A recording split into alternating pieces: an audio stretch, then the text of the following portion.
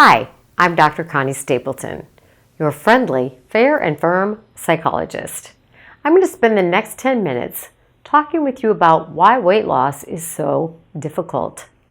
Losing weight can be really difficult and for a number of reasons that include, but of course are not limited to the following: genetics, culture and environment, metabolism, illness and medications, sleep, personal behaviors, of course, and psychological issues. Most of these factors that make it difficult to lose weight and keep it off are the same ones that cause obesity in the first place. And all of these issues need to be addressed throughout the entire process of weight loss, not just the part where you're losing the weight, but through the weight maintenance process as well, which is really every day of your life. So let me go over each of these areas one at a time, focusing on the aspects over which we do have some influence and those which we are unlikely to be able to change. Let's start with genetics. Clearly, there's very little that we can do to influence our genetic propensity for obesity, at least in the present moment. What we've got to do is accept this fact. That's really, really necessary. Let me explain it like this. If 1,000 people ate the exact same thing in the exact same amount every single day for a year, and those same 1,000 people exercised the exact amount of exercise at the exact same time every day, at the end of that year, everybody's weight would not be the same. The results would be different, and that's because of our genetics. So that's clearly not to say you can't lose weight regardless of your genetics. And you can get to a healthy weight, but it's going to be a healthy weight for your body. So please keep in mind that we're not all going to have the same results. Let's talk for a minute about your culture and the environment in which you live. Now, these are areas over which you do have some influence. Now, you may come from a culture in which there are certain foods that are very prominent. Of course, the American diet is filled with the classic burger, fries, and a shake. But other cultures include foods like maybe rice is part of a staple part of your culture, or pasta, or maybe tortillas. Now, that doesn't mean because your culture has these as parts of their staple diet that you cannot influence your environment. You can. You can ask for cooperation with the people with whom you eat to either cut down or not have those things as frequently, or you can make some personal changes for yourself. For example, if everyone is eating rice in your home, you could substitute cauliflower rice. There are also some things you can do in your work to some degree.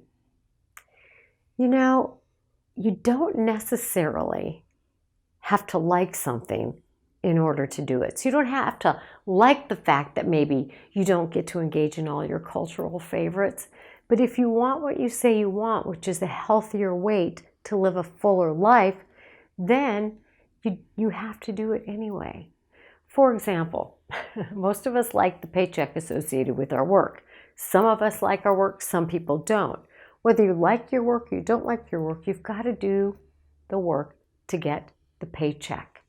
Or if you've got a degree or graduated from high school or college or even beyond, you had to do the work in order to get the class finished, in order to get the semester finished, in order to finish the degree.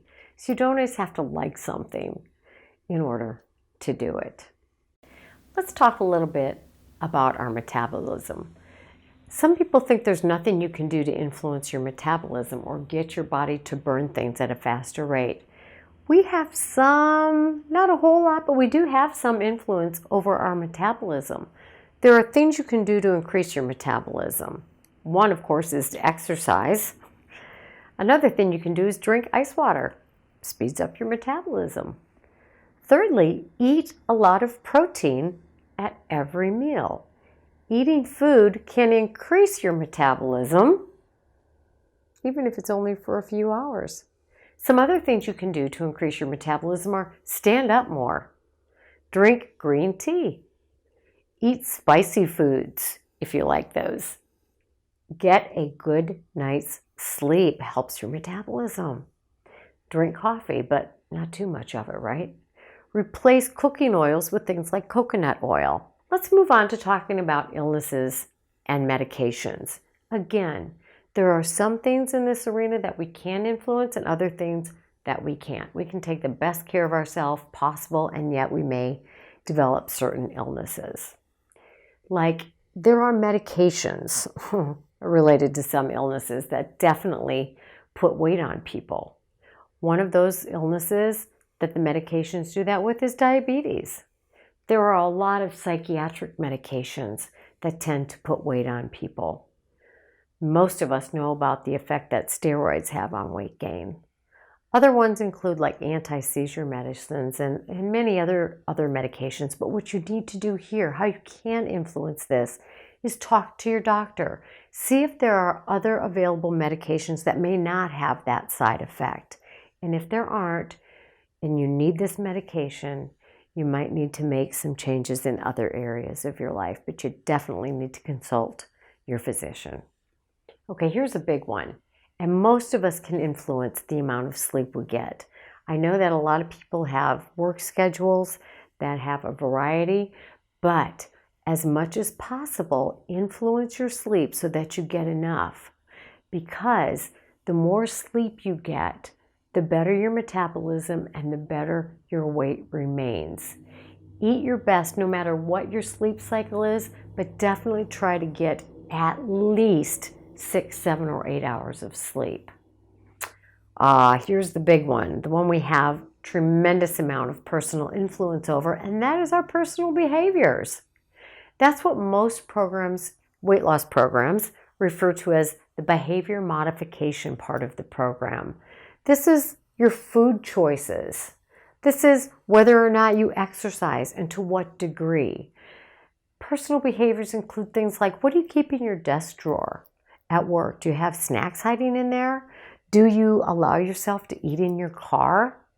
Who do you hang around with and where do you go? What do you do? Are all your activities centered around eating? One thing you can do is to avoid dangerous places for you, which might be like a buffet or a place where they don't have very many healthy food choices. And be careful about the people you hang around with.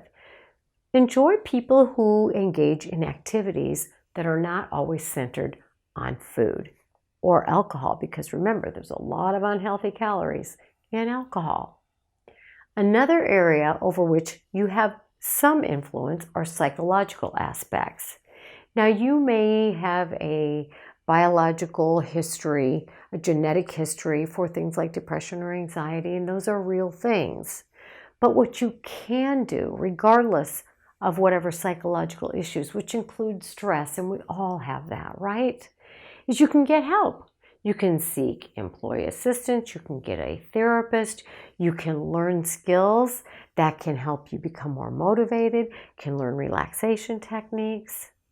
Now, there are other issues that may have a deeper origin, like if you've got any unresolved childhood issues, including like grief you've never overcome, or issues that have affected your self-esteem and your self-worth, such as any abuse that you may have suffered or any neglect.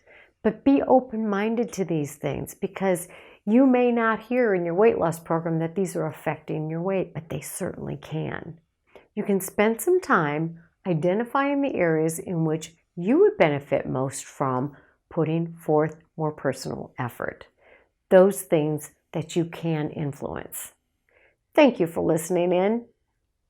I'm Dr. Connie Stapleton, and remember, your health is your responsibility this day and every day.